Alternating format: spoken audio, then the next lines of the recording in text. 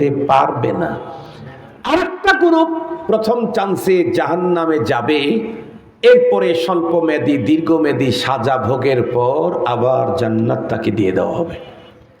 আমি জিজ্ঞেস করতে চাই, আমরা যারা পরপারে যেতে চাই, জান্নাতি হতে চাই, তারা কোন পদ্ধতিতে জান্নাতি হতে চাই?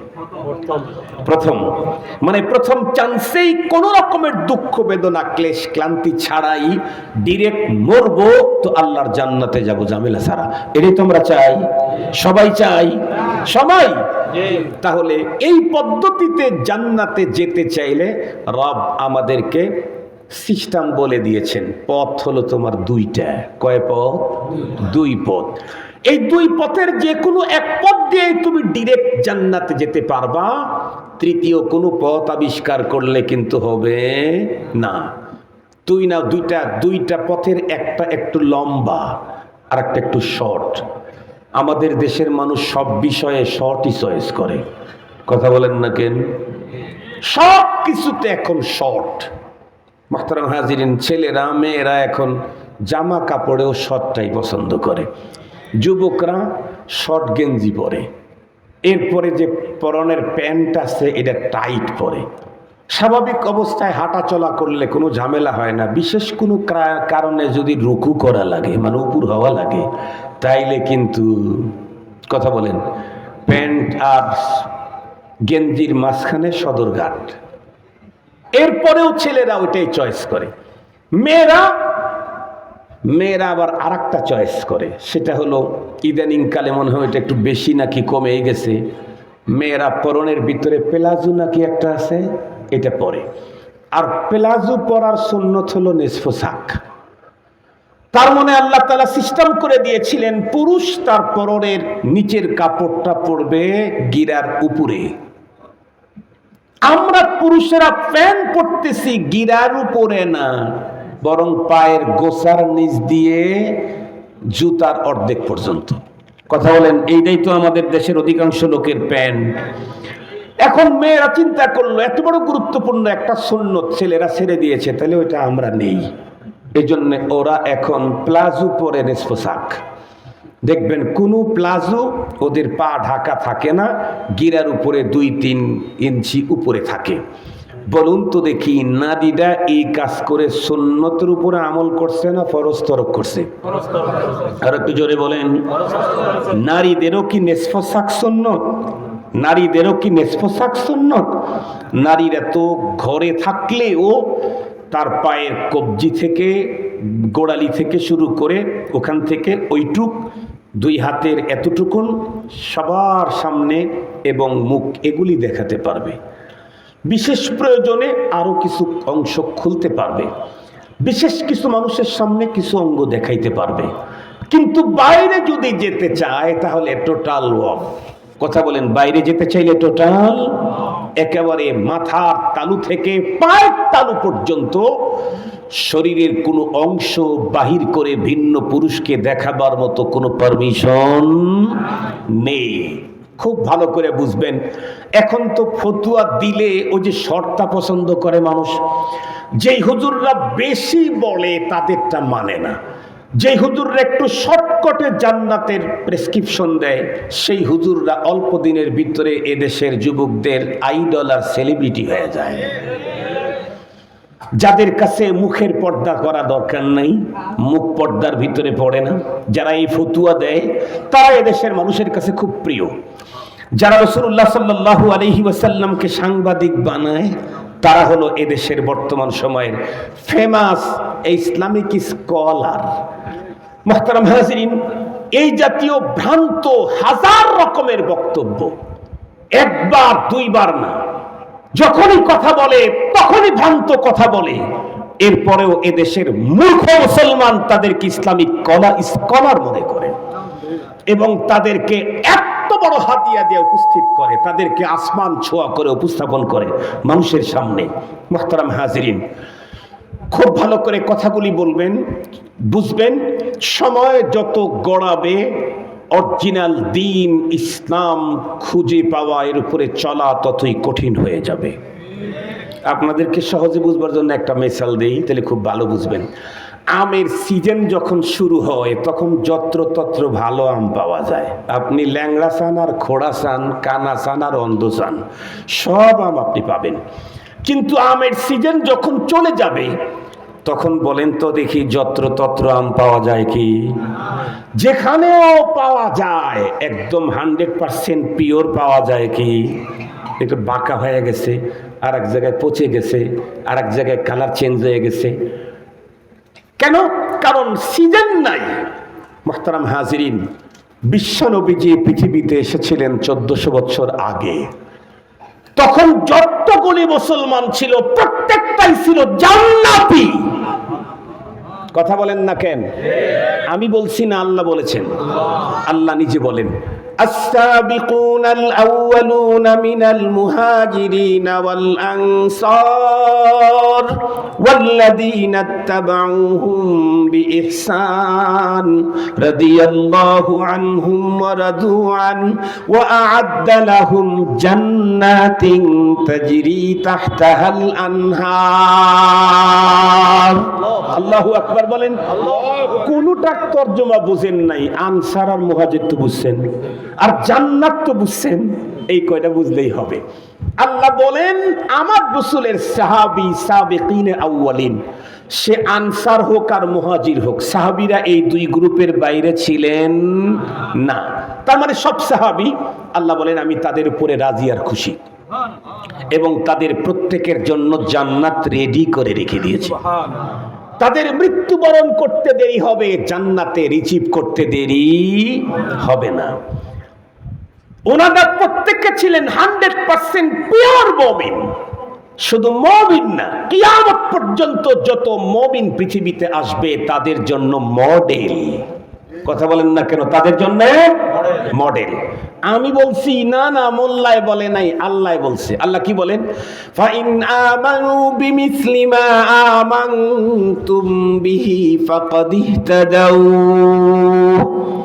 তোমার ঈমান যদি সাহাবীদের ঈমানের মতো হয় তাহলে তুমি পথ পেয়ে গেছো। তোমার ঈমান যদি সাহাবীদের ঈমানের মতো না হয় তাহলে কি? আল্লাহর কোরআনে আল্লাহর এক জায়গায় বলেন, ওয়া ইযা কিলা লাহুম আমিনু কামা আমানান নাস ক্বালু আনুমিনু কামা আমানাস সুফাহা আলা ইন্নাহুম হুমুস সুফাহা। আল্লাহ তাআলা মুনাফিকদেরকে বললেন, এই তোমরা তোমাদের মতো করে ঈমান আনলে তো হবে না, ঈমান আনো আবু বকর, ওমর, ওসমান, আলী, আবু হুরায়রার মতো। সুবহানাল্লাহ বললেন না যে? তার মানে সাহাবীদের মতো ঈমান আনো। তারা তখন বলতো আমরা কি ওই বেয়াকুবদের মতো ঈমান আনবো? নাউজুবিল্লাহ বললেন না যে? আল্লাহ নিজে বলেন বেয়াকুব তারা না তো, বেয়াকুব তো তোরা। কথা বলেন। সাহাবীদের মতো ঈমান যারা আনতে পারতেছো না তোমরা বেয়াকুব। এ কথা কে বলেছেন? আর জোরে বলেন, কে বলেছেন? মুহতারাম হাজিরিন, তাহলে বলতেছিলাম ওই যুগে যাকে পাইতেন তাকে ধরতেন, সেখানেই পিওর দিন, পিওর ইসলাম পাইতেন। কিন্তু 1400 বছর পরে যখন আসছেন তখন যাকে তাকে পাইলে ধরলেই পিওর ঈমান পাওয়া। কথা বলেন না কেন? ওই যে সিজন চলে গেছে, এখন যত্রতত্র আম পাওয়া যায় না। খুঁজে খুঁজে জায়গা মতো যায় আম পাওয়া যায়, তাও আবার খুঁজে খুঁজে দেখে শুনে নিজে ভালোটা নিতে হয়। ঠিক তদ্রূপ কিয়ামত যত সামনের দিকে আগাবে দিন, ততই দ্বীরে হক প্রকৃত দিন এটা পাওয়া মানুষের জন্য তত কঠিন হবে। বড় গবেষণা করে, ফিকির করে, থিসিস করে, দেখে শুনে নিতে হবে। আল্লাহ পাকের রাসূল তো বলে দিয়েছেন, ফাখুদু আম্মান তাখুদু ফানদুরু আম্মান তাখুদুনা দীনাকুম। তুমি কার কাছ থেকে দিন নিবা এটা তোমাকে ভাবতে হবে, দেখতে হবে, বুঝতে হবে। সেদিকে যেতে চাই না, আমি আমার মূল কথাটাই বলতে চাই। তো পরপারে যদি কোনো মানুষ, আমরা প্রত্যেকেই পরপারে ডিরেক্ট আল্লাহর জান্নাতে যেতে চাচ্ছি, মনে আছে তো? ডিরেক্ট যদি কেউ আল্লাহর জান্নাতে যেতে চায় তাহলে ফর্মুলা দিয়েছেন কয়টা? একটা লম্বা আর একটা শর্ট। আমি কোনটা বলবো? শর্টটাই বলবো। সময়ও শর্ট আমার, আর শর্টটাকেই সবাই চয়েস করে, এজন্য শর্টটাই বলি। লম্বা কোনটা? সূরাতুল আসর, ওয়াল আসরি ইন্নাল ইনসানা লাফি খুসরিন ইল্লাল্লাযীনা আমানু ওয়া আমিলুস সালিহাত ওয়া তাওয়াসাউ বিল হক ওয়া তাওয়াসাউ বিস সবর। কর্মসূচি দিয়েছেন কয়টা? 4টা। এটা হলো লম্বা রাস্তা। শর্ট রাস্তায় যদি কেউ প্রথম চান্সেই জান্নাতে যেতে চায়, আল্লাহ বলেন ইন্নাল্লাযীনা আমানু ওয়া আমিলুস সালিহাত কানাত লাহুম জান্নাতুল ফিরদাউসি নুজুলা। আল্লাহু আকবার। তোমরা কি সত্যি প্রথম চান্সে জান্নাতে যেতে চাও? তাহলে লম্বাটা করতে পারো নাই, কমপক্ষে শর্টটা করো। কি? ঈমান আনো আর নেকামল করো। কাজ কয়টা এখানে? 2টা। লং করছে কয়টা? 4টা। এখানে অর্ধেক কমায়া মাত্র 2টা। একটা হলো ঈমান আর একটা হলো নেক আমল। আগেই বলে আলহামদুলিল্লাহ نحمده ونستعينه ونستغفره ونؤمن به ونتوكل عليه ونعوذ بالله من شرور أنفسنا ومن سيئات أعمالنا من يهده الله فلا مضل له ومن يضلله فلا هادي له ونشهد أن لا إله إلا الله وحده لا شريك له ونشهد أن سيدنا وسندنا وحبيبنا وشفيعنا وطبيبنا وطبيب قلوبنا وأولانا ومولانا محمدا عبده ورسوله الذي أرسله بالحق إلى الخلق بشيرا ونذيرا وداعيا إلى الله بإذنه وسراجا منيرا أما بعد فأعوذ بالله من الشيطان الرجيم بسم الله الرحمن الرحيم إن الذين آمنوا وعملوا الصالحات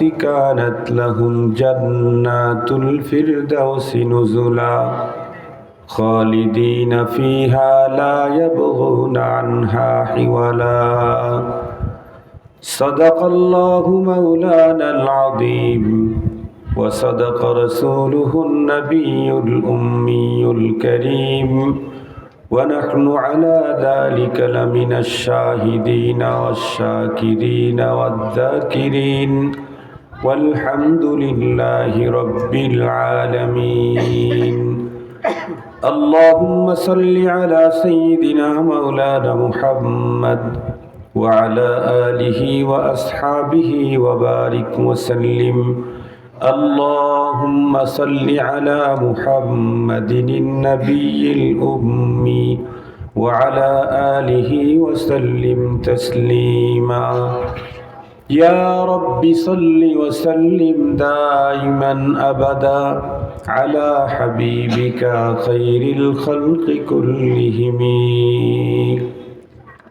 الحمد لله। আজ 9 অক্টোবর 2025 ইংরেজি, বৃহস্পতিবার দিনগত রাত জামিয়া খাদিজাতুল কুবরা মহিলা মাদ্রাসার ইন্তেজামে আয়োজিত নবম বার্ষিক ওয়াজ মাহফিলের সদরে ইজলাস শ্রদ্ধাভাজন সম্মানিত সভাপতি মুআজ্জাজ হযরত বুজুর্গ উলামায়ে কেরাম, বিভিন্ন দ্বীনি মাদারিস থেকে আগত আজিজ তালাবা, বিভিন্ন অঞ্চল থেকে সমাগত সম্মানিত সুধী, সর্বপ্রথম মহান আল্লাহ পাকের দরবারে আলী শানে লাখ কোটি শুকর যে রব্বে করিম বড় দয়া করে আমাদের হায়াতকে দীর্ঘায়িত করে আজকের এই মুহূর্ত পর্যন্ত সুস্থ সবল রেখে দুনিয়ার শত ব্যস্ততাকে পিছনে ফেলে রেখে দ্বীনের নিসবতে কোরআনে পাকের মোহাব্বতে জান্নাতি আয়োজনে আহলুল্লাহদের মজলিসে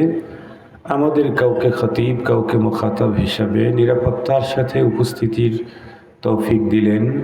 সে মহান মহিয়ানের দরবারে আমরা প্রত্যেকেই শুকরগুজার হচ্ছি জবান খুলে ভক্তি সহকারে মোহাব্বত নিয়ে দিল থেকে আবেগের সাথে উচ্চ কণ্ঠে সকলেই পড়ে নেই আলহামদুলিল্লাহ। মুহতারাম হাজিরিন, অনেক লম্বা আলোচনা করার প্রয়োজন নেই। আমার ঘড়িতে এখন 11:19। আমি 12টা পর্যন্ত টার্গেট নিয়ে কথা বলতে থাকি। বাকি আমি তো আমার নিয়ন্ত্রণে চলি না, আমাদের সকলের নিয়ন্ত্রক কে? আল্লাহ।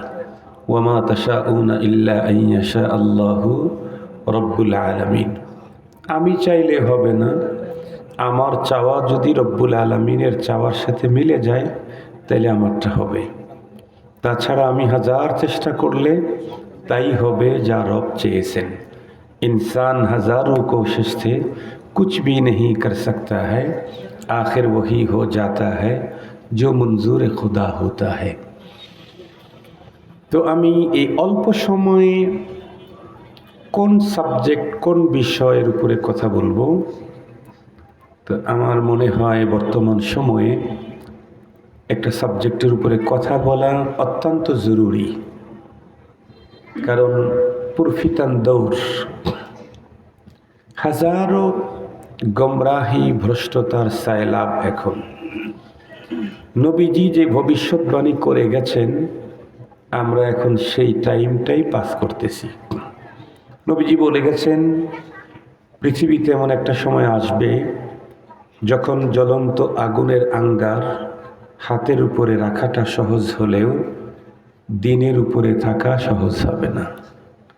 এই সময়টাই সেই সময় আমার মনে হচ্ছে।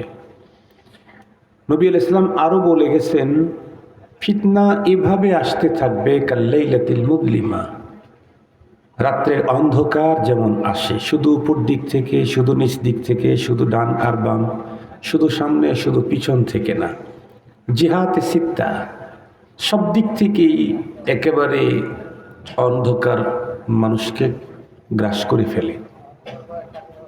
এখন এমনই সিচুয়েশন, একজন মুমিন ফিতনার বেড়া জালে পড়ে সকালে মুমিন থাকলেও সন্ধ্যায় কাফের হয়ে যাবে। সন্ধ্যায় মুসলমান ছিল, মুমিন ছিল, ফিতনার বেড়া জালে পড়ে মনের অজান্তেই সে সকালে কাফের হয়ে যাবে। বিষয়টা ওই রকমই ভয়ঙ্কর দিকেই অগ্রসর হচ্ছে। সারা দুনিয়া তার সাথে প্রতিযোগিতায় বাংলাদেশও কম পিছিয়ে নেই।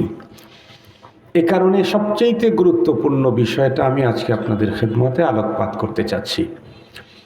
আমার আলোচনাটাকে সুন্দর করে আপনাদের হৃদয়ঙ্গম করাবার জন্য আমাকে ছোট্ট একটা ভূমিকা আপনাদের খেদমতে পেশ করতে হবে।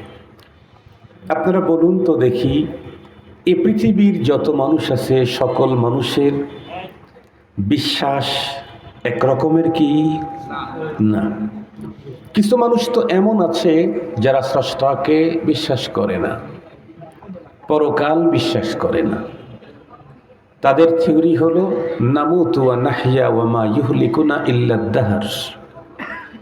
তারা বলে প্রকৃতির কারণে মানুষ পৃথিবীতে জন্ম নেয়, প্রাকৃতিক কারণে মানুষের মরণ হবে, মৃত্যুর জন্মের আগে মরণের পরে কিছু নাই। আপনারা একটু বলেন না একটা কিছু, নাউজুবিল্লাহ, আউজুবিল্লাহ, আলহামদুলিল্লাহ, যা বলতেছেন একটা বলেন, তাইলে আমি বুঝবো যে আপনারা কোন গ্রুপের লোক। আপনাদের এই উত্তরেই তো আমি বুঝবো যে আপনারা কোন গ্রুপে আছেন।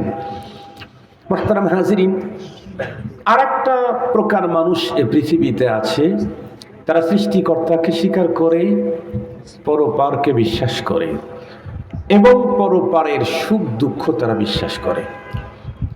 যে নামেই বিশ্বাস করুক, জান্নাত জাহান্নাম, স্বর্গ নরক অথবা আরো কোনো নামে, পরপারের সুখ দুঃখ যারা বিশ্বাস করে, এ জাতীয় প্রতিটি মানুষ পরপারে সুখী হতে চায়, একজন মানুষও দুঃখী হতে চায় না।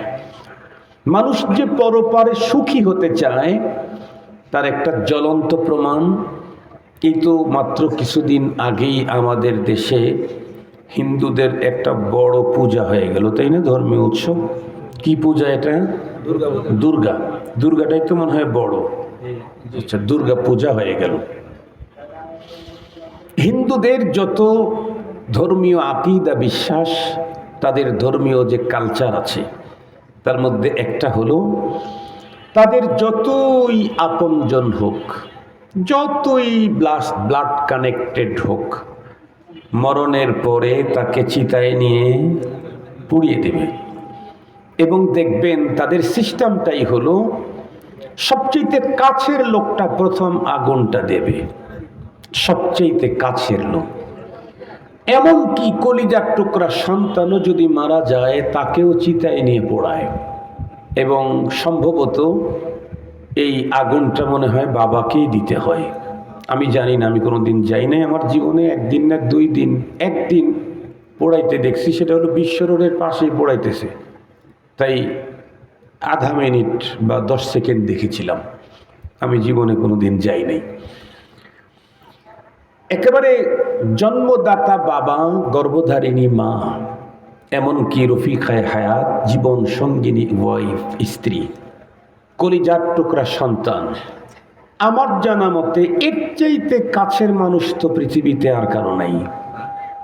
এই মানুষগুলাকেও আগুনে পুড়িয়ে দেয় কেন?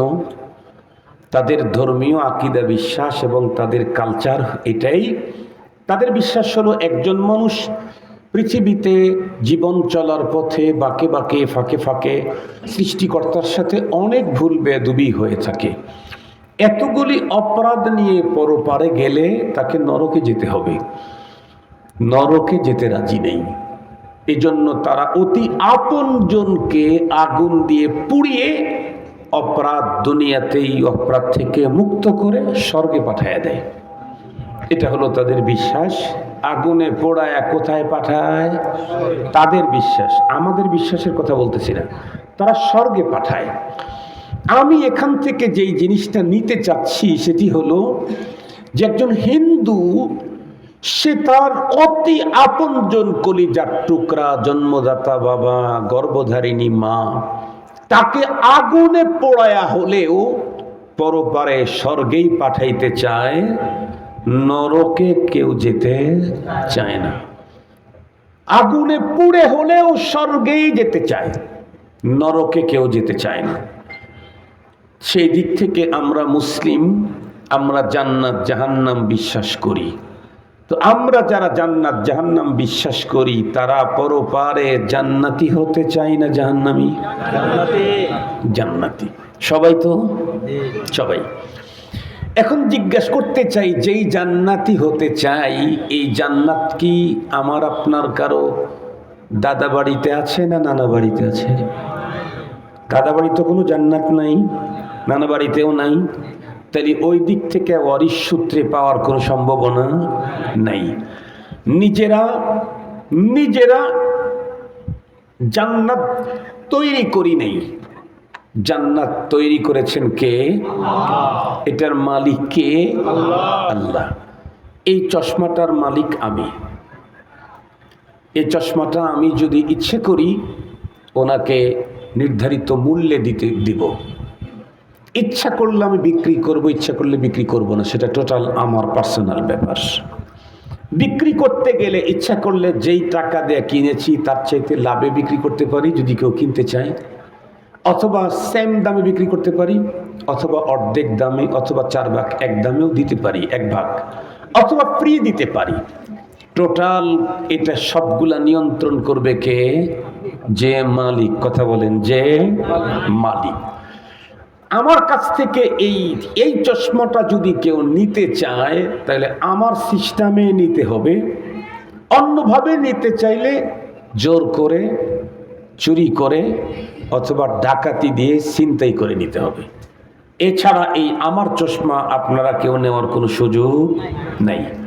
আমি জিজ্ঞাসা করতে চাই, জান্নাত যেহেতু আল্লাহ বানাইছেন, আল্লাহ মালিক, এটা যদি আমরা কেউ নিতে চাই তাহলে জোর করে নেওয়ার সিস্টেম আছে নাকি? ছিনতাই করার সিস্টেম আছে নাকি? জান্নাত চুরি করারও কোনো সিস্টেম আছে নাকি? নাই। তাহলে কেমনে নিতে হবে? মালিক, জান্নাতের মালিক রব যেভাবে দিতে চান সেভাবেই আমাকে নিতে হবে। বাইরে কোনো পদ্ধতিতে জান্নাতের মালিকানা পাওয়া যাবে না। তাহলে এখন দেখি, আল্লাহ তাআলা তার জান্নাতকে বিক্রি করবেন, বেচে দিবেন, তাহলে কোরআন খুললে দেখা যায় হ্যাঁ আল্লাহ জান্নাত বিক্রি করবেন। আল্লাহর কোরআন আল্লাহ বলেন, ইন্নাল্লাহা আশতারা মিনাল মুমিনিন আনফুসাহুম ওয়া আমওয়ালাহুম বিআন্না লাহুমুল জান্নাহ। এই আয়াতে কারিমাতে আল্লাহ কিনে নিয়েছেন মুমিনের জান আর মাল, বিনিময়ে বিক্রি করে দিয়েছেন জান্নাত। তাহলে জান্নাত আল্লাহ বেচে দিবেন, এ কথা কোরআন শরীফের মধ্যে আছে। উনি বানিয়েছেন, নিজে রাখবেন না, এটা বিক্রি করবেন। বিক্রি করবেন কার কাছে? এটা এই আয়াতেই বলছেন, ইন্নাল্লাহা আশতারা মিনাল মুমিনিন। আল্লাহ খরিদ করতেছেন ইমানদারের কাছ থেকে, আর বিনিময়ে ওনার জান্নাত বিক্রিও করবেন কার কাছে? কথা বলেন না কেন? ইমানদারের কাছে। ইমানদার ছাড়া পৃথিবীর কোন মানুষ কোন অবস্থাতেই আল্লাহর জান্নাতের খরিদার হতে পারবে না। প্রথম নাম্বার শর্ত হলো তাকে ইমানদার হতে হবে, তাহলে সে জান্নাতের কাস্টমার হওয়ার যোগ্যতা রাখে। যার কাছে ঈমান নাই সে জান্নাতের কাস্টমার হওয়ার অধিকারী নাই। সরকার মনে করেন এখানে 50,000 মিলিয়ন ডলারের একটা কাজ হাতে নিয়েছে, তো আপনারা ওইটা টেন্ডার দিয়েছে, ওই টেন্ডারে ওখানে যে কেউ গিয়েই কি দরখাস্ত করতে পারবে না? আগের থেকে তার সিস্টেম থাকা লাগবে, সিস্টেম থাকতে হবে, তার পেপারস থাকতে হবে, অনুমোদনপত্র থাকতে হবে। সব ধরনের ঠিকাদার সব কাজে গিয়া টেন্ডারবাজি করার অধিকার। ঠিকাদার কি প্রথম শ্রেণীর, না দ্বিতীয় শ্রেণীর, না তৃতীয় শ্রেণীর? যেই শ্রেণীর ঠিকাদার সে সেই শ্রেণীর কাজে গিয়ে টেন্ডারে অংশ নিতে পারবে। ও যেই শ্রেণীর না, সে হাজার চেষ্টা করলেও হবে না। আল্লাহ পাক তার জান্নাত বিক্রির টেন্ডার দিয়েছেন। শর্ত হলো খরিদার যদি হতে চাও তাহলে তোমাকে ঈমানদার হতে হবে। কি হতে হবে? ঈমানদার। ঈমানদার কমপক্ষে প্রথম নাম্বার যে জিনিসটা, তাকে ঈমানদার হতে হবে। তো ঈমানদারের কাছে আল্লাহ জান্নাত বিক্রি করবেন। তো এই কথাটা মাথার মধ্যে রাখেন। আমি এই আয়াতের উপরে আলোচনা করতেছি না, তো আমার আলোচনা হলো ইন্নাল্লাযীনা আমানু ওয়া আমিলুস সালিহাত। এই জন্য কথাটা ওই ধাঁচে আপনাদের খেদমতে উপস্থাপন করব। এই আয়াত যদি আমি খুতবার ভিতরে পড়তাম, আর এক পদ্ধতিতে আয়াতের তাফসীরটা পেশ করতাম। ভালো করে শুনেন। এখন আমরা তো প্রত্যেকেই পরপার বিশ্বাসী। যত মানুষ পরপারে যাবে, কতগুলা মানুষ যাবে? বর্তমান পৃথিবীর অর্ধেক মানুষ পরপারে যাবে। কথা বলেন না কেন? সবাই। আদম আলাইহিস সালাম থেকে শুরু করে কিয়ামতের আগ পর্যন্ত একদম শেষে যেই মানুষটা জন্ম নিবে, তাদের প্রত্যেককেই আল্লাহর আদালতে দাঁড়াতে হবেই হবে। কোরআনে হাকিমে আল্লাহ তাআলা স্পষ্ট ঘোষণা দিয়েছেন, কুল্লু নাফসিন যায়িকাতুল মাউত সুম্মা ইলাইনা তুরজাউন। তোমাদের প্রত্যেককেই মৃত্যুর স্বাদ গ্রহণ করতে হবে এবং পরে আমার কাছে তোমাদেরকে রিটার্ন উপস্থিত হতে হবে। তো উপস্থিত হলে কি হবে? কোরআন শরীফের আর এক জায়গায় আল্লাহ তাআলা বলেন, কুল্লু নাফসিন যায়িকাতুল মাউত ওয়া ইন্নাকুম তুওয়াফাউনা উজুরাকুম ইয়াওমাল কিয়ামাহ فمن زحزح عن النار وأدخل الجنة فقد فاز وما الحياة الدنيا إلا متاع الغرور। এক আয়াতে আল্লাহ 4টা মেসেজ দিয়েছেন আমাদেরকে। এক নাম্বার, প্রতিটি প্রাণীকে মৃত্যুর স্বাদ গ্রহণ করতে হবে।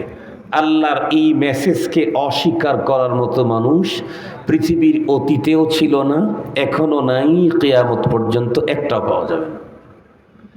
যত নাস্তিক বলেন, নাস্তিকের বাপ দাদা 14 গোষ্ঠী বলেন, কুল্লু নাফসিন যায়িকাতুল মাউত, প্রতিটি প্রাণীকে মৃত্যুবরণ করতেই হবে। খোদাই এই মেসেজকে মিথ্যা বলার সুযোগ সাহস কারো নেই। যত বড় নাস্তিকই হোক, আল্লাহকেও অস্বীকার করে, কিন্তু মৃত্যুকে অস্বীকার করার লোক দুনিয়ায় নেই। ধর্ম অস্বীকার করে, কোরআন অস্বীকার করে, দ্বীন অস্বীকার করে, কিন্তু মৃত্যুকে অস্বীকার করবার কোনো সুযোগ নেই। দ্বিতীয় নম্বর মেসেজ কি? وَإِنَّكُمْ تُوَفَّوْنَ أُجُورَكُمْ يَوْمَ الْقِيَامَةِ। তোমাদের প্রত্যেককে, তুমি যে জীবনে কাজ করেছো, হয় ভালো না হয় মন্দ, দুনিয়ার কাজ কয় প্রকার কথা বলেন না কেন? দুই প্রকার, এর বাইরে কোনো কাজ আছে? হয় কাজটা ভালো হবে, না হয় মন্দ হবে। রব্বুল আলামিন বলেন, তুমি ভালো করে থাকলেও ওই ভালো কাজের ফুল প্রতিদান আখিরাতে দেওয়া হবে। তুমি যদি মন্দ করে থাকো, এটারও ফুল পাওনা তোমাকে আখিরাতে দেওয়া হবে। এখন যদি প্রশ্ন করেন, হুজুর দুনিয়াতে না মানুষ খারাপ কাজ করলে এই যে নাড়া করে দেয়, জুতার মালা দেয়, লাথি দেয়, অমক করে তমক করে, এটা তার পাওনা না? বলে এটাও পাওনা। তো এটা সিম্পল, কথা বলেন না কেন? এটা কি? সেটা হলো সিম্পল, ফুল পাওনা আখিরাতে। এটা যে সিম্পল, এটা কে বলছে? আল্লাহ বলছেন। আল্লাহ বলেন, ওয়ালানুযীকান্নাহুম মিনাল আযাবিল আদনা দুনাল আযাবিল আকবার লাআল্লাহুম ইয়ারজিউন।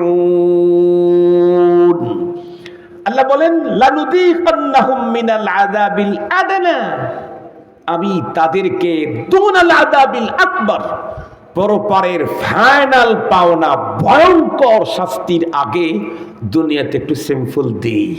কেন? যাতে করে ও তওবা করে আমার দিকে ফিরে আসে, লাআল্লাহুম ইয়ারজিউন।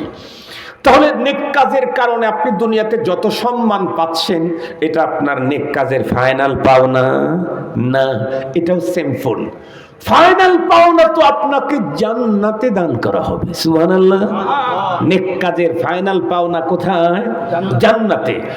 আর বদ কাজের ফাইনাল পাওনা আগুনের গর্তের ভিতরে, আযাবুল হারিক, আযাবুন নার, আযাবুন আলিম, আযাবুন আযীম, আযাবুম মুহিন।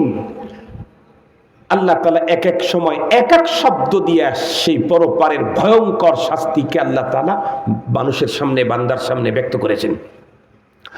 আমি যে কথাটা আপনাদের খেদমতে বলতে চাচ্ছি, পৃথিবীর সমস্ত মানুষ পরপারে যাবে, যাওয়ার পরে টোটাল মানুষ তিন অবস্থা, তিন গ্রুপ হবে। একটা গ্রুপ প্রথম চান্সেই জান্নাতে যাবে, আর জীবনে কোনোদিন জান্নাত থেকে বের হতে হবে না। আর একটা গ্রুপ প্রথম চান্সেই জাহান্নামে যাবে, জীবনে কোনোদিন জাহান্নাম থেকে বের হতে